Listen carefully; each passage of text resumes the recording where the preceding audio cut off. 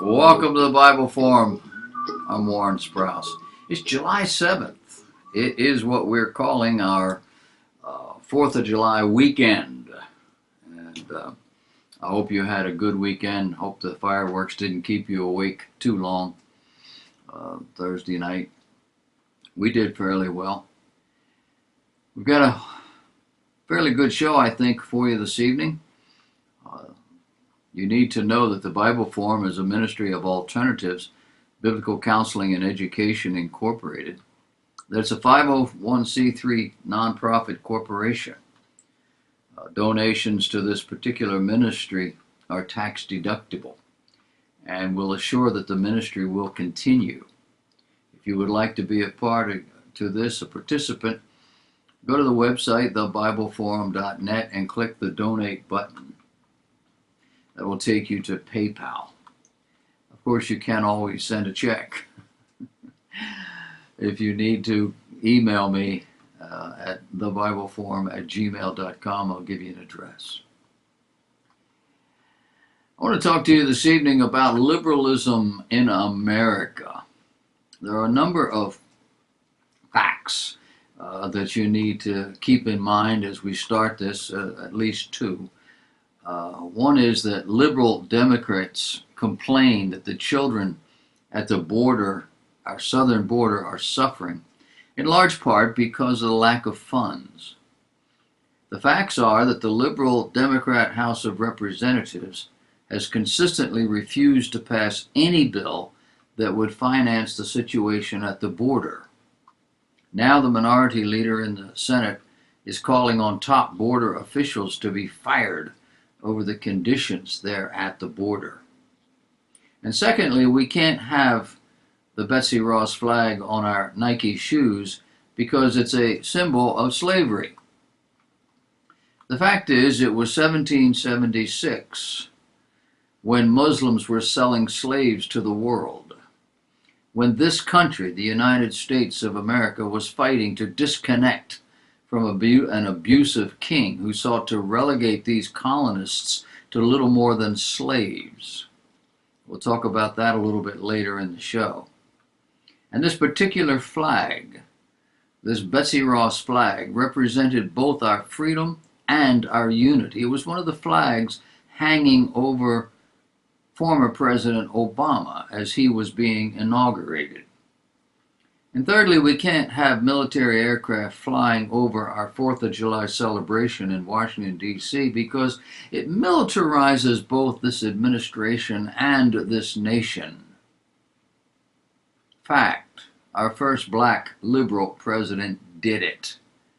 And it was spectacular. In fact, everything he did was spectacular, innovative, and unique. We were proud of the fact that this nation could elect a black man.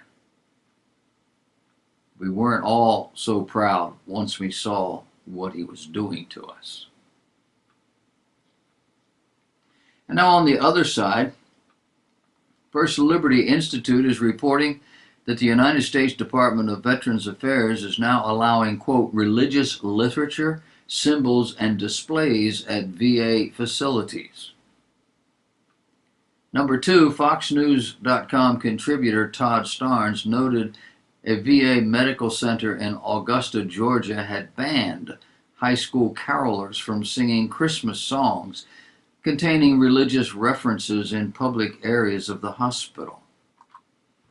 Number three, in Iowa City, American Legion volunteers said they could not hand out gifts to veterans if the wrapping paper included Merry Christmas.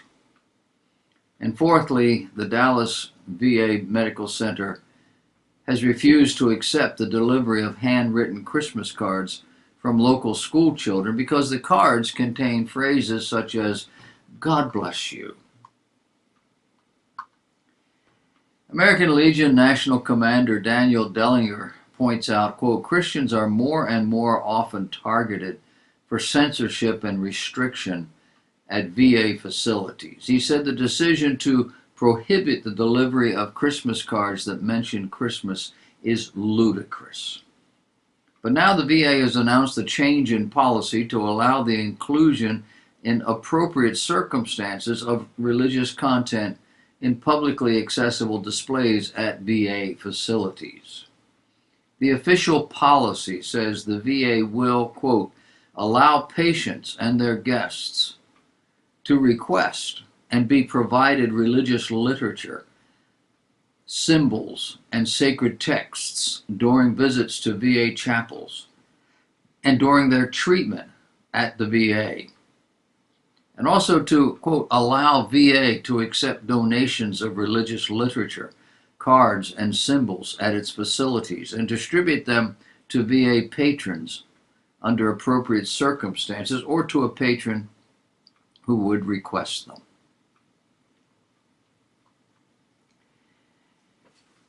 It was in the dead of night that Jesus mysteriously vanished. Now, it was actually a giant sign. A sign saying, Jesus welcomes you to the Texas town of Hawkins. The sign was originally posted 4 years ago in this tiny town of 1,300 residents by members of the Jesus Christ Open Altar Church. City employees, however, have destroyed this sign. The church says they have destroyed our church property, pulled up our crosses, and destroyed everything. The trustees at the church are saying we're treating it like a hate crime of religious discrimination that was conspired by the city. We have enough documents to prove that. The city was warned past Thursday by our attorneys not to touch the sign and not to bother the sign. There's actually been closed meetings, closed records, and a lot of things wrong. The city claims it held an easement on the property dating back to 1909, and officials are now looking to put a street where the sign stood.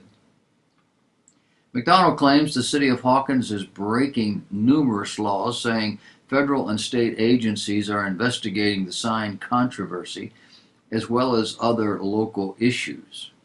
He says, I've got 8 open records violations alleged against the city. They were in full knowledge that they were violating the law. I might add they knew that because the sign was taken down in the middle of the night. Police Chief Manfred Gillow told the local paper, any structural sign on the property has to be removed, noting the Texas Department of Transportation forbids any visual obstructions for drivers within 50 feet of a U.S. highway number 80.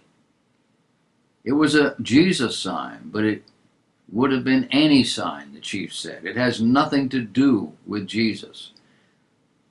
As chief of police here, we're just here to keep the peace, and we just respond. We did not know when city workers took it down.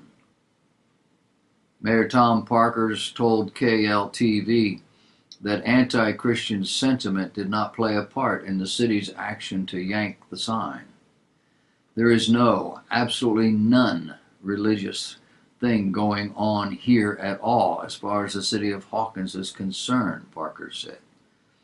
All we're concerned with is constructing a safe entrance onto Highway 80 from Blackburn Street. Fox News reported the Freedom From Religion Foundation sent a letter to Hawkins years ago complaining about the sign. The FFRF has made its living roaming around the country, trying to bully government officials into purging religious symbols from the public square. Exactly what the U.S. Supreme Court said should not be done.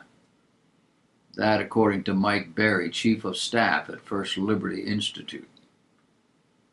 Just 2 weeks ago, in American Legion versus American Humanist Association, the court ruled that religious displays, even on public property, are presumptively constitutional. The church certainly can make a case if the city's decision to take the sign down is out of religious hostility or a false belief that religious displays are not allowed. Have you heard about the new Showtime series called The Loudest Voice? It's an effort to show folks what happened behind the scenes in the ousting of Roger Ailes from Fox News. It's been advertised widely, and the actors have been making the rounds, especially on Fox News, trying to drum up interest. Of course, the interest is prurient. Ailes was brought down by accusations of immoral behavior. Well, episode 1 aired last week on Showtime. Ironically, one of Roger Ailes' obsessions was ratings. But The Loudest Voice debuted to one of the lowest non-broadcast debuts of the year. Just 299,000 viewers for its 10 p.m. opener on CBS-owned premier cabler, the Gladiator actor Russell Crowe, Naomi Watts, Seth MacFarlane, and Sienna Miller looks to be one of the lowest non-broadcast debuts of the year so far. Arguing that battered women in shelters should be protected from male predators who claim they are female, the nonprofit legal group Liberty Counsel is praising a rule change proposed by the Trump administration. This rule change would eliminate an Obama administration rule in 2016 requiring that shelters allow people to enter based on their gender identity. You know how that works. If I say I am a woman, I am, and you can't say I'm not. The Obama rule turned shelters for the homeless and for abused women into a battleground for the transgender rights agenda. The Trump administration now has proposed a rule to fix that problem. It would protect vulnerable women and children by letting federally funded shelters consider a range of factors, such as biological sex, in deciding whether to provide lodging to certain people. The rule is set to take effect next month, July. The new rule allows shelters with bathrooms. I said July was next month. We're already in July. No doubt it's August, but it may be July depending on when this ruling was made. The new rule allows shelters with bathrooms and sleeping quarters separated by biological gender. That's people who keep saying sex. It's not really sex. It's a biological gender. They can't get their act together. But it shelters these people, establishing a policy that considers what they call privacy, safety, and practical concerns, along with religious beliefs and any relevant considerations under civil rights and non-discrimination authorities like government documents, as well as the gender with which the person would identify. All of that before allowing people to enter. Liberty Counsel said Obama's 2016 Equal Access Rule mandates that federally funded single-sex homeless shelters admit residents based on their stated identity. What that means is I can be whatever I want to be. I can be whatever I think I am. That used to be a definition of insanity. Democrats in Congress already have staged a massive campaign to promote their Equality Act, which would impose the LGBT agenda on churches and faith-based organizations. But now they're working on a backup plan should the aggressive Equality Act fail. It's named the Do No Harm Act, but it would destroy protections for the exercise of religion by changing the Federal Religious Freedom Restoration Act. The bill would make the exercise of religion in public life subservient to LGBT rights in all cases. The rights of the majority would be subverted, submerged, put aside for the rights of this small percentage of people. The RFRA has helped protect religious freedom since it was enacted in 1993. The law was cited when a Texas town arbitrarily tripled water connection fees for churches to make up for lost property taxes. The RFRA has enabled citizens to use their constitutionally protected religious faith as a defense against unwarranted demands, including those of the LGBT community. Doctors have used it to decline to do abortions. Pharmacists have, under its protections, declined to provide abortion-causing drugs.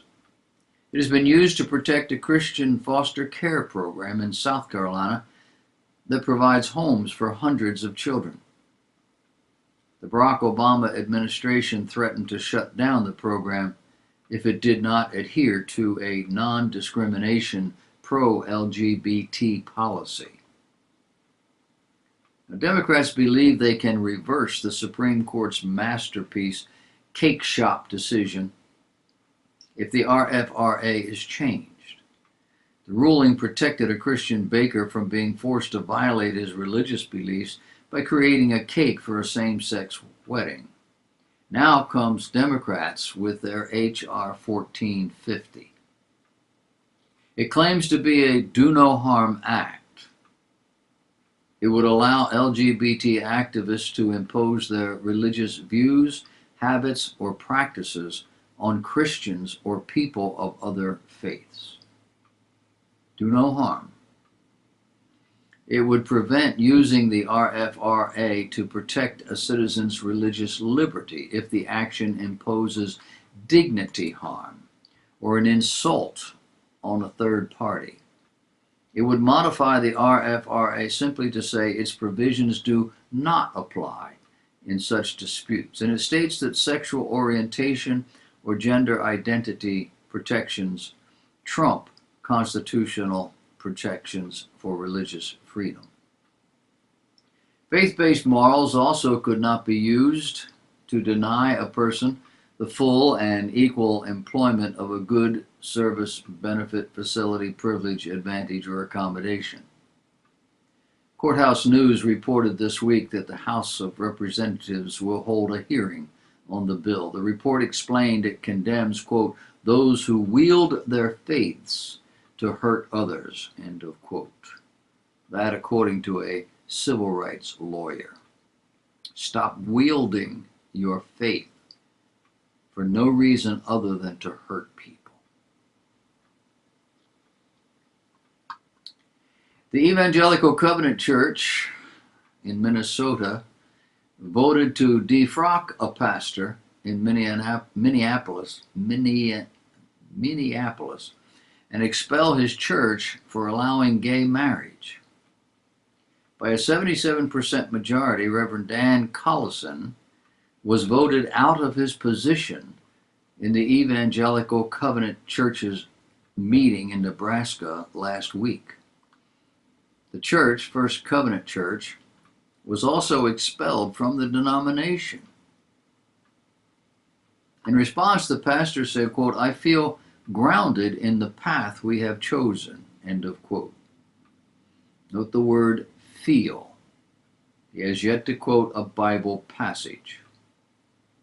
I feel grateful for the pastors and churches who stood up for us. I think somewhere in the neighborhood of 30% did that. I feel compassion to those caught in the middle.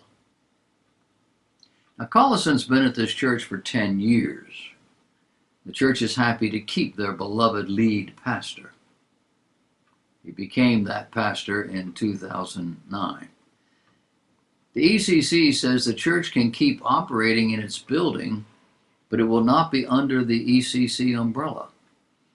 The church has said Collison will continue serving as their pastor, and the church offers wedding services, quote, to all in our congregation without regard for ability, race, sex, gender, identity, or sexual orientation. The decision to defrock Collison came after a First Covenant staff member officiated the wedding of two women from the church worship band in 2014. Worship band. You do know how this works, don't you? You bring in a worship band. At some point, you have to have band people who play instruments. You don't have that many in your church that can do this. You go outside and get these people. That's the way it works. Because it's a ministry. No. Because it's entertainment. According to ABC News, the church had also displayed a love all statement at the church, saying that members of the LGBTQ community were welcome to participate and to serve at the church. Participate and serve. We're talking leadership. This is what passes for love and acceptance at the end of the age. Rules don't matter. Love does. Church rules, we can change them, we can ignore them. God's rules, we can interpret them any way we like. We don't even have to have a Bible verse. When God says, let love be without dissimulation, we can interpret that to mean loving everybody the same. And of course, it does mean that. But in their idea, their world, if we love them, we can marry them. And let them be a part of our worship time, leading in the worship, as the worship bands are wont to do.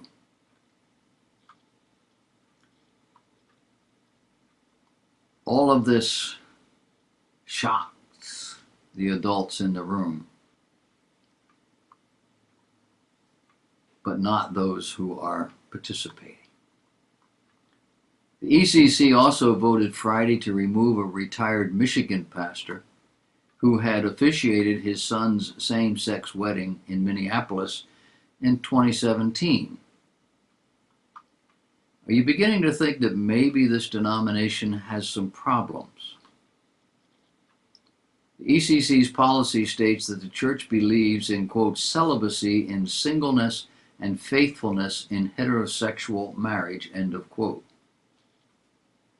The ECC is made up of some 875 churches nationwide, about 280,000 members. How many of the 33% that did not vote to remove the Minneapolis church will follow in this pattern? And finally, coming to a courtroom near you. Not everyone enjoys the freedom of speech. A Christian student was expelled from Sheffield University for citing the Bible's view of sexuality and marriage in a social media conversation online. An anonymous complaint was lodged with the university, and the student was expelled. An online statement complained about from an anonymous source. The student was kicked out. The offending issue? Bible verses, he quoted. All this threatened his future as a social worker, and so he sued them. The Court of Appeals in the United Kingdom has issued a landmark victory reversing the original judgment. Now, this is not simply a matter of cultural evolution. This is deliberate. It's a deliberate attack orchestrated by the enemy of your soul. As little as 10 years ago, this would not have happened. The decision affirmed the rights of British Christians, quote, to freely express their faith, which begs the question, what was the original court thinking? And how did this happen? For a Christian student to be expelled from a university for citing the Bible's view of sexuality and marriage in a social media conversation.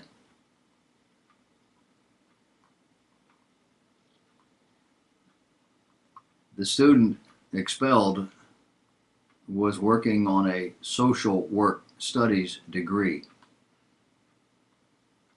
The court ruling reversing the punishment is a, quote, statement of the law likely to be relied upon in the hundreds of cases, end of quote, according to the UK activist group Christian Concern.